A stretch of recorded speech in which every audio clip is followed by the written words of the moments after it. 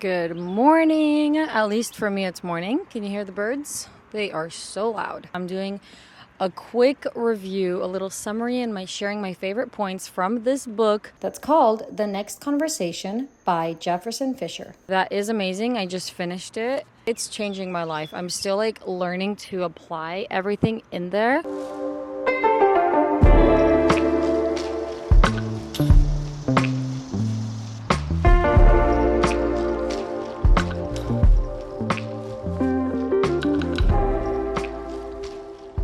In my life, I never was taught how to talk well or communicate well with other people and in conversation, how to sound professional, how to sound confident, how to use phrases to protect my boundaries and my values and stand up for myself in a respectful way, respecting myself and also respecting the other person. I think a lot of people were not taught that because we don't really think about that. We don't think about learning to communicate well, we just think about go to school and learn math.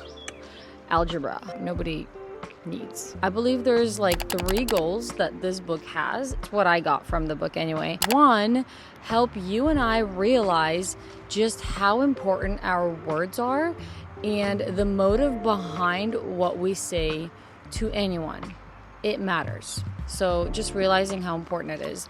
And then 2nd is to help you find the right words and phrases and statements and practical tips in very common situations that most of us humans face in this modern society, in our culture. It gets so practical. I love that. And the 3rd one is that it teaches you how to control your emotions. And this is kind of throughout the whole book. There's no chapter that's on emotions. It's literally throughout the whole book. That's what I see, because if you think about it, where we go wrong most of the time in conversation is when our emotions take over and it starts to control our tone of voice.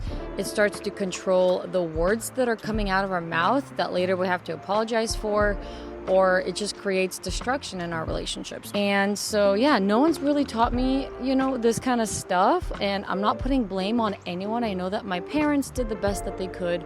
I'm doing the best that I could. I'm not the perfect parent either. I'm not putting blame on anyone, not even maybe the school system. I'm going to blame them. They should know better. They should teach this stuff. My point is that as I grew up and now I'm an adult and have 2 children, every day I'm coming to realize that I am responsible for teaching myself things that I don't know, or noticing and knowing where my wrongs and my weaknesses are, and literally going out, finding answers, and relearning or reteaching myself. It's my responsibility, no one else's. The older you get, the more you realize, wow, how much I don't know.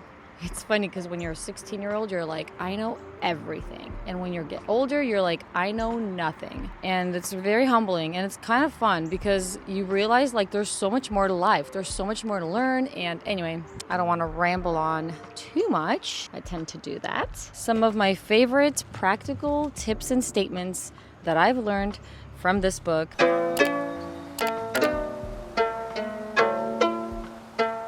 Your first word is your breath. So instead of quickly going in for the response, you're going to use your first word as your breath. Someone asks you a question and you go, yeah, I think that's a good idea. Versus, yeah, that's a great idea. Jefferson calls it a conversational breath because you're using it in conversation. It's part of your response. When your first word is your breath, I call it a conversational breath. I use the word conversational because you can do this in the natural flow of a conversation. When done right, it looks just like normal breathing. You can use this technique at any time without looking odd to the other person. But the best time to take a conversational breath is either while the other person is talking and you're listening, or shortly before you respond. Here's how to take a conversational breath. Breathe slowly through your nose for 2 seconds. At the top of the inhale, take another quick inhale through the nose for 1 more second. Breathe out through your nose for 6 seconds, making sure that the exhale is twice as long as your inhale. The point is, do it very intentionally. That's the point. So I just love how he explained this. It doesn't have to be awkward. You just do it when they're talking, and you could do that right before you respond, which a lot of people do. I've noticed a lot of people that are thoughtful with what they say, they don't mind that silence before they respond. And I think that's a sign of maturity and confidence, because a lot of people feel like, and he talks about this, that a lot of people think silence is like makes you look weak, but it's the complete opposite. When you're okay and comfortable with silence before responding something, you're actually a lot more confident looking than the person that's like ready to just blab out any answer or just like say whatever is on their mind like right away, or a person that talks too much. See, I'm already like stumbling over my own words. Why I love this is because it gives me a little bit of time to think about what words I want to say. What words am I choosing to say to this person? I want to respond with thoughtfulness and decide that the words that I'm saying are very intentional. It also tells my body that no matter what that person is saying or whatever we're talking about, when I give myself, like when I do the deep breath before responding, I'm telling my body that it's okay. I'm gonna be fine. So if there's like an argument or something, if I first allow my breath to lead my response, I'm literally calming down my heart rate. So if my heart rate is up, it's gonna come down. So I am telling my body that you're okay, you're not threatened, you don't need to get triggered. Another thing is that it shows the other person that you're putting thought into what you're gonna say. You're not just on autopilot, just like, yeah, I'm good. Yep, yep, sure. You're actually thinking about it. Like the other person is gonna feel like, wow, you thought about what I asked you, or you thought about how to respond.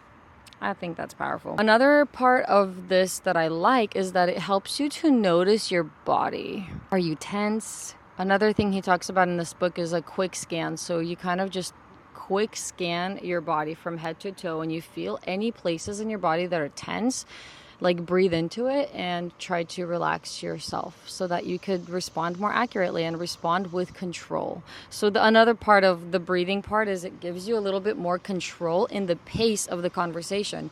So if it's going really, really fast, and I tend to speed up conversations, or if someone is really, really fast, I try to like match their tempo or match their pace. And I know I'm doing it and I hate it every single time. So what I love about this is that with a breath or with a really slow response, I in a way get to control the pace of the conversation. This was such a big thing for me. When I read it, I was like, ooh, underline. For me, I realized like, wow, I have way more control. I don't have to just respond on automatic or like what my body wants to do. I could choose, I could choose that.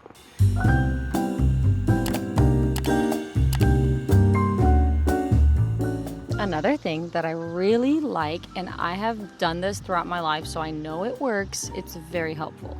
It's giving yourself a little small talk before you go into a conversation, before you go into any situation where you know you might feel emotional or tense or triggered or anything like that. Any conversation that you know you need to kind of calm yourself down or empower yourself, give yourself a quick small talk that's gonna align with your values, and it's gonna be a reminder to yourself, like, I'm okay, it's gonna be fine. For example, if you know you're gonna get defensive, you can say something to yourself like, relax, it's gonna be okay. Don't take it personal. Don't let their weakness become your personal hurt or something like that. So these goal-oriented small talks are personal cues or prompts that remind you of what you wish to achieve in the conversation, keeping you aligned with your objectives. They maintain focus and direction, especially in moments when it's easy to get sidetracked by emotions or opposing views. Ta-da! When I go into a conversation that I'm about to have with someone, I just love telling myself a quick little like, Oksana, it's gonna be okay, just take it easy. Remain calm. I like that one because sometimes I get like fired up about, I don't know, a little too passionate maybe. And I personally don't like that. Depends what situation you're going into, but some examples he has in the book. For confidence, it's like, tell yourself, keep your head up, shine anyway. For assertiveness, tell yourself, claim your space, don't aggravate, articulate. For defensiveness, put it down, Oksana. Lean in, let go. For clarity, breathe in, breathe out, find the heart of it.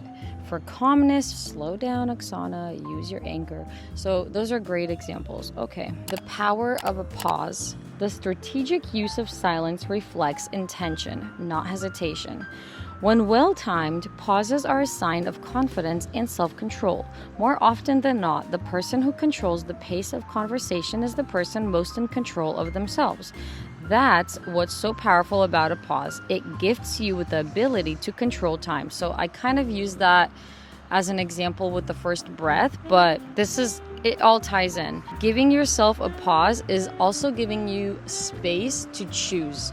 You get to choose, first of all, if you even want to respond. Sometimes someone else's comment or whatever they say doesn't even deserve a response. So when you pause and you think about it, like, do I even need to say anything right now? Maybe I don't. Sometimes not saying anything is the best thing we could do. Here's a couple points. I love this. Pauses give you the power to choose and decide. First, is this person worth my peace of mind? Is what I want to say something that needs to be said? Does it need to be said now? Am I the one that needs to say it? Will my words help or hurt the conversation? Am I speaking to provide value or just speaking to hear myself? Will my words make progress toward my goals and values? Is there more I need to understand before I respond? So choosing to have a pause gives you a little bit of time to ask yourself these questions. And I think it's very, very powerful because I feel like a lot of times we just want to say something without thinking about it. I do love this also. If you want to speak with more control, you have to be more comfortable with silence. Enough on that. So a big part of this book that I loved and I underlined very much is about defensiveness. First, he goes and explains what defensiveness looks like, why we do it, blah, blah, blah. And then he's like, there's a cure. Give me the cure. I need help. Defensiveness is the suit of armor you put on when you feel triggered. So when you realize oh, I'm getting triggered, I am getting tense, that's when you could identify that you're about to get defensive and you could slow that down. You could eventually work your way out of it and not be defensive anymore.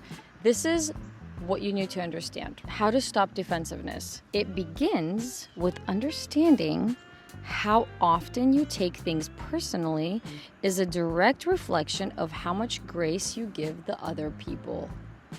The more open you are to the idea that someone's actions or words might be intended as a personal slight, the less likely you are to feel offended by them. This grace, this willingness to see beyond yourself can transform how you interact with the world. When you hold back on giving the benefit of the doubt, you also hold back on giving ease to your own peace of mind. Man, imagine this. I thought of certain situations in my life, in conversations where I would have with other people, and whenever I just give them grace for whatever they're saying and not take it personal, I'm not only giving them some grace, I'm giving myself a peace of mind. If someone attacks me or is rude to me, I remind myself that's actually their weakness. I feel sorry for them that they don't have the control to not say that, to not be rude like that. So giving them the grace, feeling sorry for them because they're weak in that area and not taking it personal is protecting myself, really. It's putting up this kind of, not a wall, but like a protection. I don't know. I realized man, if I'm a defensive person, that means I'm not giving other people grace. That's one. And second, I'm taking things a little too close to my heart. Doesn't mean I have to take it personal. It's up to me. It's completely up to me how I receive someone else's words. You get to decide whether you take what they did personally. You get to decide the weight or value that you put on their words. Whatever anyone says, it's your choice to decide how much does that actually affect me and how much value does that hold. Well, there you go. Now quickly, a couple phrases that I love that I learned from this book that I'm using. Acknowledging your emotion to take control. So when I'm feeling something okay, I need to chill out, I just gotta speak it out. And it's a simple phrase as, I can tell there's more for me to process here. How amazing is that statement? I don't know, but I just love it. Because you're telling yourself, you're acknowledging that, hey, there's more here that I need to uncover, that I don't understand maybe. And you can even say something like, I think I need to take a break because there's so much for me to process. Without cutting anyone off, you're respecting yourself and that person by just using that simple phrase. Or you could be like, I can tell I'm not emotionally prepared for this conversation right now. When you speak it out, you kind of feel like you gain that control of like, I understand, I realize what I'm feeling, and I'm gonna be in control of that. I'm not gonna just let it loose. We're saying something like, I'm choosing to address this in a different time. Whenever I need to express my needs unapologetically, because if we say I'm sorry so many times, it's kind of pointless. Phrases like, I won't accept that. I want fair expectations. I need a moment. I need to speak with you. I need you to know how that affected me. I need your help. I know that they're so simple, but how many times in my life I've struggled with coming out after I really did need help, not asking for it, but being so angry that I didn't receive the help I was expecting maybe. And then it's like an argument or a fight where instead I could be like, I need your help before my anger, goes from 0 to 60. So also, instead of apologizing all the time, being appreciative and using phrases like, thank you for your patience. I appreciate your help. Thank you for clarifying that for me. So just showing appreciation instead of always saying, I'm sorry, I'm sorry, I'm sorry. If I ever want to add to a conversation, use phrases like, I'd like to build upon what you said. I'd like to dig a bit deeper. Can I take that a bit further? And then adding, from my experience, blah, blah, blah, blah, blah. I love that because you're sharing what you've been through and what you have learned in your life. So I feel like I talked so much. All right. I'm very thankful that you were here with me. If you watched this through the end, wow, thank you so much. Thank you for being here. I hope this was helpful. I hope you liked this video. If you did, let me know by a thumbs up. If you like content like this, subscribe.